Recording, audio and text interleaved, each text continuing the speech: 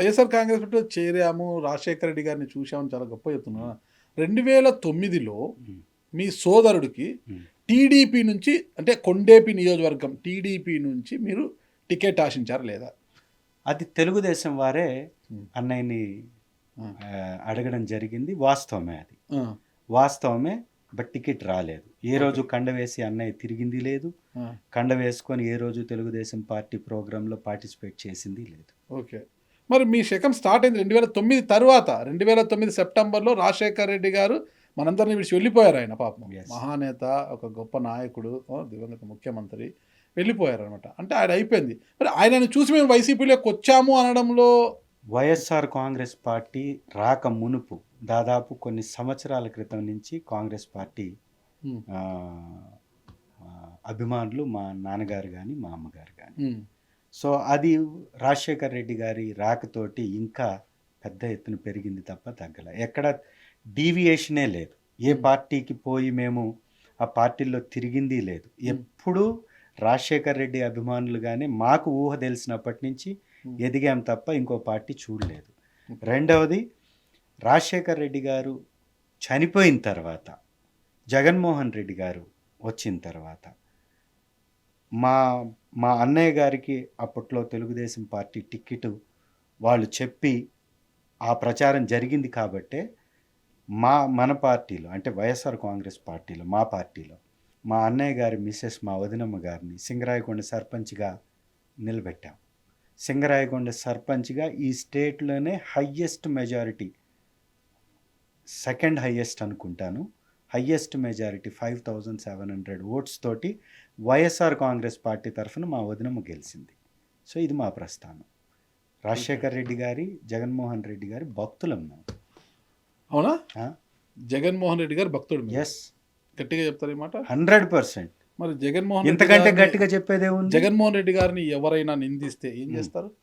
ఖచ్చితంగా ఖండిస్తాం, ప్రజాస్వామ్యబద్ధంగా, ఎవరినైనా. మరి పిఠాపురంలో అనుకుంటా, పిఠాపురం సభలో బాలినేని శ్రీనివాసరెడ్డి గారు జగన్మోహన్ రెడ్డి గారిని పూర్తి స్థాయిలో విమర్శించారు. రాజశేఖర రెడ్డి లేకపోతే నీకు దిక్కే లేదు, నువ్వు ఇక జీవితంలో సీఎం కాలేవు, అది అని పెద్ద ఎత్తున విమర్శించారు. విమర్శించిన తర్వాత పార్టీ మిమ్మల్ని ప్రెస్ మీట్ పెట్టి ఖండించమనింది. ఎవరు నన్ను ప్రెస్ మీట్ పెట్టి ఖండించమని చెప్పలేదు, బట్ నేను ఖండించాను. ఎక్కడ ఖండించారు? అక్కడ జూపిడి గారు మాట్లాడారు, మీ జిల్లాలో మిగతా నాయకులు మాట్లాడారు, మీరు ఎక్కడ మాట్లాడారు? సార్, వైఎస్ఆర్ కాంగ్రెస్ పార్టీకి ప్రకాశం జిల్లాలో నేను వన్ ఆఫ్ ద మెంబర్గా, వన్ ఆఫ్ ద పార్టీ అభిమానిగా ప్రతి విషయం మీద ఎప్పటికప్పుడు స్పందిస్తూ ఖండిస్తుంది. నేను సీక్రెట్గా చెప్పాల్సిన అవసరం లేదు. బాలినేని గారి యొక్క విమర్శలకు ప్రతి విమర్శలు మీరు ఏం చేశారు? బాలినేని గారు వ్యక్తిగతంగా నేనైతే మాట్లాడలేదు, ఇది 100% వాస్తవం. బట్ నేను ఇమీడియట్గా ఖండించాను, వేదికల మీద ఖండించాను, పర్సనల్గా కాదు, వేదికల మీద ఖండించాను. మాట్లాడాలి కదా.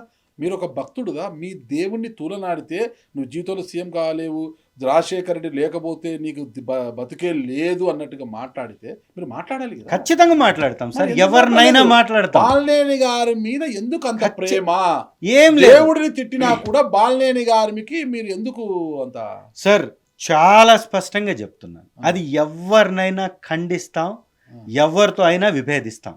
జగన్మోహన్ రెడ్డి గారి విషయంలో కానీ, వైఎస్ఆర్ కాంగ్రెస్ పార్టీ విషయంలో కానీ, బాలినేని గారు చేసినటువంటి వ్యాఖ్యలు పార్టీని, మమ్మల్ని బాధ పెట్టాయి. ఇమీడియట్గా వేదికల మీదే ఖండించాను. అంతే. ఎస్. ఓకే. ఇకపోతే మీరు సరే వైఎస్ఆర్ కాంగ్రెస్ పార్టీలోకి వచ్చారు, విధానాలు నచ్చే వైఎస్ఆర్ కాంగ్రెస్ విధానాలు నచ్చి వచ్చారు. ఆ తర్వాత మీరు బాలినేని గారి వెంట ఆయన అనుచరుడుగా నడిచేవారు. అధికార ప్రతినిధి కావాలనే ఒక తలంపు వచ్చినప్పుడు బాలినేని గారు కూడా దానికి పెద్దగా సపోర్ట్ చేయలేదు మీకు. అంటే వేస్ట్, నువ్వు అది చేయలేవులే, చాలా ఇబ్బందికర పరిస్థితి అన్నట్టుగా కాస్త అలా మిమ్మల్ని సముదాయించి పక్కన పెట్టారు. అయితే అదే స్థాయిలో మిమ్మల్ని పైకి తీసుకెళ్ళింది మీకు అంటే యనమల నాగార్జున యాదవ్ అనుకుంటా, జీవీడి గారిని కల్పించడం, వారి నుంచి మీకు ప్రోత్సాహం రావడము, రాజకీయంగా మిమ్మల్ని ఇక్కడ ప్రోత్సహించింది బాలినేని శ్రీనివాసరెడ్డి గారు. పార్టీలో మీకు అధికార ప్రతినిధినిచ్చి మీకు ఒక వాయిస్ని, ఒక వేదికను కల్పించి మీరు మాట్లాడడానికి అవకాశం కల్పించి జీవీడి కృష్ణమోహన్ గారు. ఓకేనా? ఈ ఇద్దరు కూడా మీ మీ ఎదుగుదలకు ఉపయోగపడ్డారు వీళ్ళు. Yes, correct. ఈరోజు వైఎస్ఆర్ కాంగ్రెస్ పార్టీలో ఆ ఇద్దరూ లేరు. బాలినేని శ్రీనివాసరెడ్డి గారు మంత్రిగా కొనసాగారు, పదవి అనుభవించారు. జీవీడి గారు కూడా ఒక స్థాయిలో పదవిని అనుభవించి ఆయనకు పెద్దపీట వేశారు జగన్మోహన్ రెడ్డి గారు. ఆ స్థాయిలో ఉన్న ఆయన ఫలితాలు వెళ్ళిన వెంటనే అలా వెళ్ళిపోయాడు ఆయన. ఈ ఇద్దరూ లేరు, మీరు మాత్రం వైసీపీలో ఉన్నారు. ఏంటి సార్, నేను ముందే చెప్పాను, వ్యక్తిగతంగా నేను ఎవరిని మాట్లాడలేదు. అది నా యొక్క విధానం కూడా కాదు. ఓకే రెండవది, వైఎస్ఆర్ కాంగ్రెస్ పార్టీ భక్తుడని చెప్పాను నేను, ఓకే అభిమానినని చెప్పలా.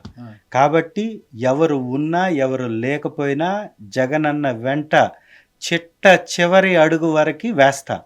ఇది వాళ్ళు వీళ్ళు చెప్పినట్టు కాదు, నా మనస్ఫూర్తిగా మనస్సాక్షితో చెప్తున్నా. ఇంతకంటే కష్టకాలం ఏమీ లేదు కదా. మరి ఈ భక్తులు- జీవితంలో సంపాదించుకున్నదంతా కూడా ఎలక్షన్స్కి ఖర్చు పెట్టుకున్నాం. ఉమ్.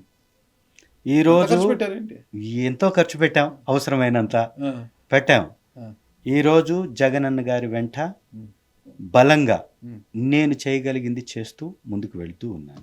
ఇదే విధానం చిట్ట చివరి అడుగు వరకు కొనసాగుతూనే ఉంటుంది. అంతేనా? అంతే. మిస్ కాదంటారు. దీనిలో ఎలాంటి స్వార్థ రాజకీయాలకి తావే లేదు.